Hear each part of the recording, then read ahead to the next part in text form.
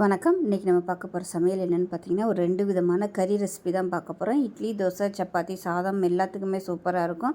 வாங்க எப்படி செய்யலாங்கிறத பார்க்கலாம்.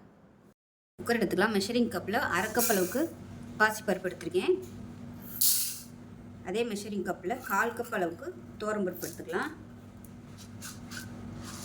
இப்போ அது நல்லா கழுவிட்டு வந்துடலாம். நல்லா கழுவிட்டு வந்தாச்சு. இதில் பார்த்திங்கன்னா ஒரு 4 டம்ளர் அளவுக்கு தண்ணி சேர்த்துக்கலாம்.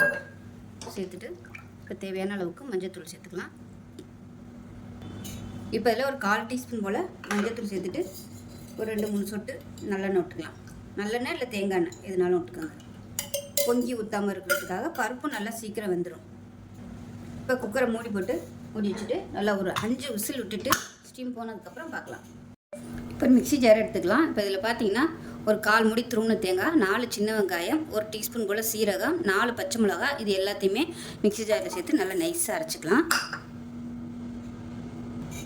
இப்போ பாருங்கள், தேங்காய் பேஸ்ட் வந்து அரைச்சாச்சு. அந்த தேங்காய் வந்து நரன்னு தெரியணும், அந்தளவுக்கு அரைச்சிக்கோங்க. ரொம்ப நைஸாக மையமையாக அரைக்க வேணும். ரொம்ப நைஸாக அரைக்கணும்னு அவசியம் இல்லை. அந்த தேங்காய் வந்து தெரியணும், அப்போ தான் நல்லாயிருக்கும். இப்போ பருப்பு வேக விட்டது எப்படி இருக்குன்னு பார்க்கலாம். இப்போ அதை தண்ணி ஊற்றிக்கலாம். தண்ணி ஊற்றி நல்லா மசிச்சு விட்டுக்கலாம். பருப்பு இருக்கிறதே தெரியக்கூடாது, அந்த அளவுக்கு நல்லா மசிச்சு விட்டுக்கோங்க. இப்போ கேஸ் ஆன் பண்ணி விட்டுக்கலாம். ஆன் பண்ணிட்டு இன்னும் கொஞ்சம் தண்ணி சேர்த்துக்கலாம். தேங்காய் வர ஊற்றும்போது நல்லா கெட்டியாகும்.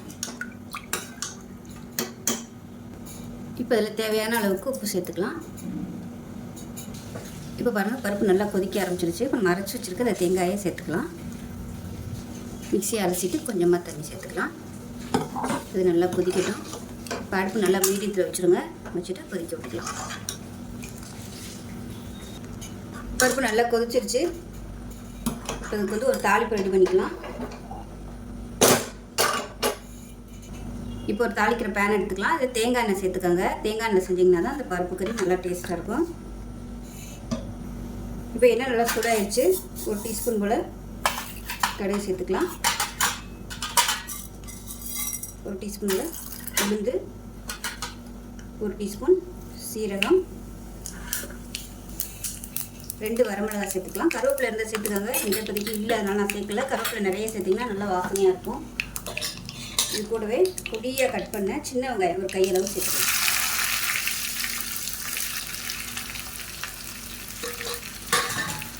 இந்த சின்ன வெங்காயம் நல்லா வதங்கணும். அப்போ தான் நல்லா டேஸ்ட்டாகவும் வாசனையாகவும் இருக்கும். வெங்காயம் நல்லா வதங்கிடுச்சு. நம்ம பருப்பு கொஞ்சம் இதை சேர்த்து கொட்டிடலாம். தாளிச்சு மேலே கொத்தமல்லியில் சேர்த்துட்டு அமர்த்திடலாம். அவ்வளோதான். ரொம்ப சிம்பிளான பருப்பு கறி ரெடி ஆயிடுச்சு. சாதத்துக்கு நெய் ஊற்றி சாப்பிட்டிங்கன்னா சூப்பராக இருக்கும். ஸோ இதே மாதிரியே செஞ்சு பாருங்கள். செஞ்சு பார்த்துட்டு எப்படி வந்துச்சுங்கிறத சொல்லுங்கள். வீடியோ பிடிச்சிச்சின்னா லைக் பண்ணுங்கள், கமெண்ட் பண்ணுங்கள், சேனலை சப்ஸ்கிரைப் பண்ணுங்கள், பக்கத்தில் பெல் பட்டனையும் ப்ரெஸ் பண்ணுங்கள். நன்றி. இல்லைங்கிறத பார்க்கலாம். இப்போ ஒரு குக்கர் எடுத்துக்கலாம். இதில் பார்த்தீங்கன்னா முட்டைக்கோஸ் நல்லா பொடியாக கட் பண்ணிவிட்டு சேர்த்துருக்கேன். இது கூடவே ஒரு கை அளவுக்கு கடலைப்பருப்பு, அதே மாதிரி ஒரு கை அளவுக்கு பாசிப்பருப்பு, இது எல்லாமே நல்லா கழுவிட்டு ஊற வச்சு வச்சுருக்கேன். அதை சேர்த்துக்கலாம். இப்போ இதுக்கு தேவையான அளவு தண்ணி சேர்த்துக்கலாம். மெஷரிங் கப்பில் 1 கப் அளவுக்கு தண்ணி சேர்த்துருக்கேன். இப்போ இதில் தக்காளி மீடியம் சைஸாக ஒரு தக்காளி சேர்த்துக்கலாம். தக்காளி ரொம்ப சேர்க்க வேணாம். இப்போ இதுக்கு தேவையான உப்பு சேர்த்துக்கலாம். ஒரு 1/4 டீஸ்பூன் போல் மஞ்சள்தூள் சேர்த்துக்கலாம். இப்போ குக்கரை மூடி வச்சுட்டு நல்லா ஒரு 3 விசில் விட்டுட்டு ஸ்டீம் போனதுக்கப்புறம் பார்க்கலாம். இப்போ நமக்கு முட்டைக்கோஸ் நல்லா வெந்திருக்கும். இப்போ இது வந்து தனியாக இருக்கட்டும். இப்போ ஒரு கடாயை எடுத்துக்கலாம். தேவையான அளவுக்கு எண்ணெய் விட்டுக்கலாம். இப்போ எண்ணெய் நல்லா சூடாயிருச்சு. ஒரு டீஸ்பூன் போல் கடுகு சேர்த்துக்கலாம். கொஞ்சமாக உளுந்து சேர்த்துக்கலாம். அதே போல் ஒரு டீஸ்பூன் போல் சீரகம் சேர்த்துக்கலாம். 3 வரமிளகாய் விதையை எடுத்துகிட்டு சேர்த்துக்கலாம். கருவேப்பிலை சேர்த்துக்கலாம். இப்போ இதில் ஒரு 5 பச்சை மிளகாயை நல்லா கீறிட்டு சேர்த்துக்குங்க. இது கூடவே பொடியாக நறுக்குன வெங்காயமும் சேர்த்துக்கலாம்.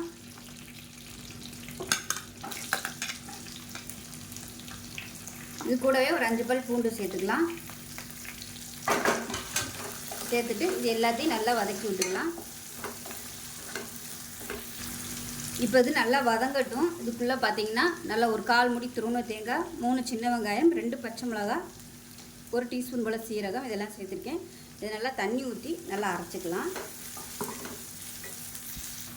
இப்போ பாருங்கள் வெங்காயம் நல்லா வதங்கிடுச்சு. இந்த ஸ்டேஜில் நம்ம வேக வச்சு வச்சுருக்க இந்த முட்டைக்கோசு, பாசிப்பருப்பு, கடலைப்பருப்பு இது எல்லாத்தையும் சேர்த்துக்கலாம். சேர்த்துட்டு நல்லா கலந்து விட்டுக்கலாம்.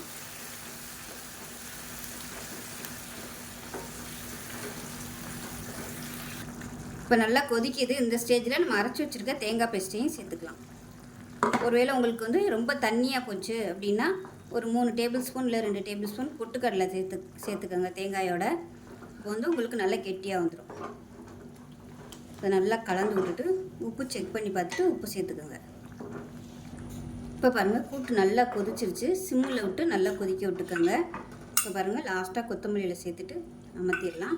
சூப்பராக இருக்கும். சாதத்தில் போட்டு பரட்டி சாப்பிட்றதுக்கு அருமையாக இருக்கும். ரசம் சாதத்துக்கெலாம் தொட்டு சாப்பிட்டோம்னா அருமையாக இருக்கும். ஸோ இதே மாதிரியே செஞ்சு பாருங்கள். செஞ்சு பார்த்துட்டு எப்படி வந்துச்சுங்கிறத சொல்லுங்கள். வீடியோ பிடிச்சிச்சின்னா லைக் பண்ணுங்கள், கமெண்ட் பண்ணுங்கள், சேனலை சப்ஸ்கிரைப் பண்ணுங்கள், பக்கத்தில் உள்ள பெல் பட்டனையும் ப்ரெஸ் பண்ணுங்கள். நன்றி.